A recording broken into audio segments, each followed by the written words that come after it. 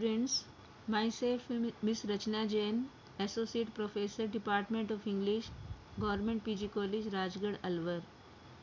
Today in this video lecture, I will give you a brief summary of the essay of studies written by Sir Francis Bacon.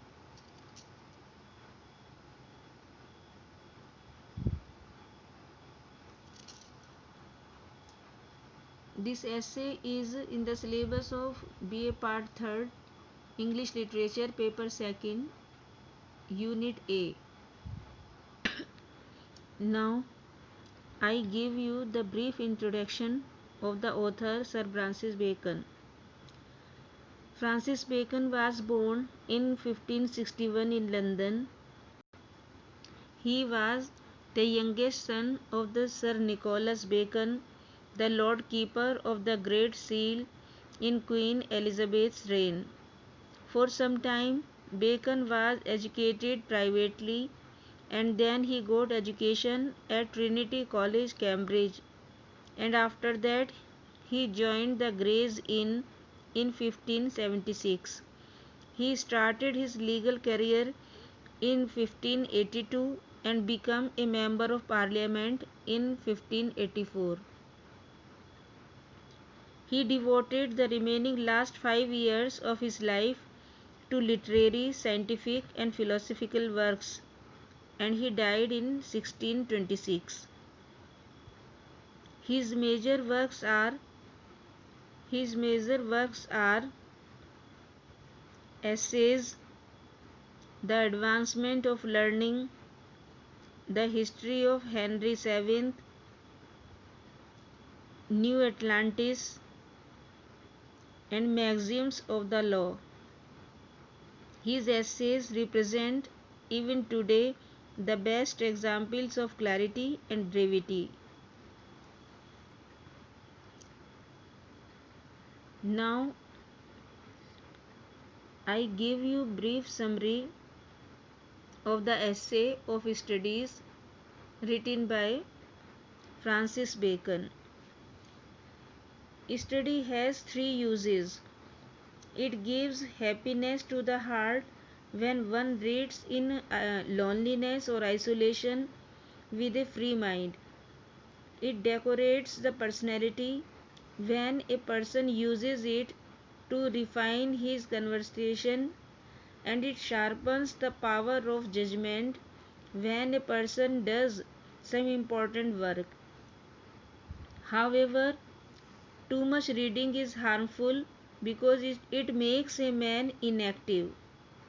To try to show knowledge always makes the conversation artificial. Similarly, to judge everything on the basis of bookish knowledge is also ridiculous. Study gives theoretical knowledge, experience gives practical knowledge. The combination of the two is needed for the harmonious development of the mind and personality. Without experience, study can give too many directions that can confuse the mind.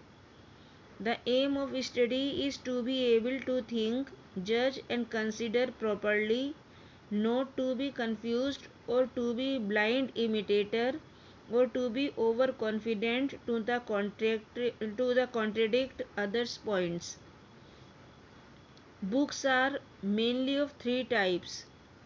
Some books are interesting but not of much use. As such, they can be read only partially. Some books are uninteresting that can be read without taking much care. The best type of books are full of knowledge and information that should be read with full attention. Further, Bacon says, reading should be accompanied by practice and writing in order to be smart and to keep in store exact informations, as one can never remember every day. So he says, Reading is able to cure every kind of mental defect, just as different types of physical exercises can cure different types of bodily disease.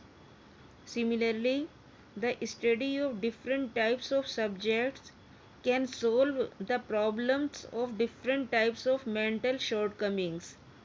That is, the practice of mathematics is good for the fluctuating mind, and the study of philosophical theories are good for those who are unable to distinguish between good and bad. Thus, every type of mental shortcoming has a special remedy in study. Sir Francis Bacon's essays are different in style and presentation from the other essay writers. Being the pioneer of English essay writing, Bacon certainly has a special place in the field of English literature. Though cold and detached, his essay presents practical thoughts in the most compact manner. Of Studies is regarded as one of the best essays written by Francis Bacon. He has presented here his valuable opinion on the benefits of studying good books. According to him, there are mainly three advantages that a person can get from studies. First, recreation. Second, refinement and development of mental abilities. Loneliness is needed for the first, conversational practice for the second, and the disposition of business for the third. Mr. Bacon warns at the same time against too much reading, since it makes one inactive. Practical experience is very much important for even an educated man for the harmonious development of his mind and personality and for right guidance. Thus, theory and practice both have the same importance. The aim of reading is to have proper understanding, not to have confusions. Bacon has classified the books into three categories: important, less important, and the most important. The most important books should be read very carefully with attention and diligence. The other two types of books also should be read, since they are often useful, though the less important books may be read partially if needed. Along with reading, which makes a man perfect, conversational practice and the practice of writing are also important for the refinedness of language and expression and exactness of knowledge. Bacon goes on to the extent of stating that particular types of studies can cure particular shortcomings of the mind. In this way, studies, he says, can have superb effect on the human mind if done properly.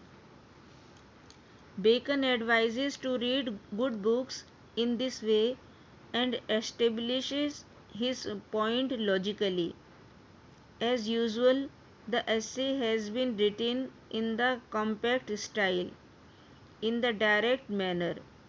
His learning gets expressed through his sentences, and like an expert teacher, he makes the readers understand his viewpoint. Thus, the essay of studies can be called as Bacon's representative essay, since it bears the same stamp of his mind and style. So, the students, in this video lecture, I have given you the complete summary of the essay of studies written by Francis Bacon. It will be very beneficial to you to explain the text completely. So thank you for listening to my presentation. I hope you enjoyed it. Thank you.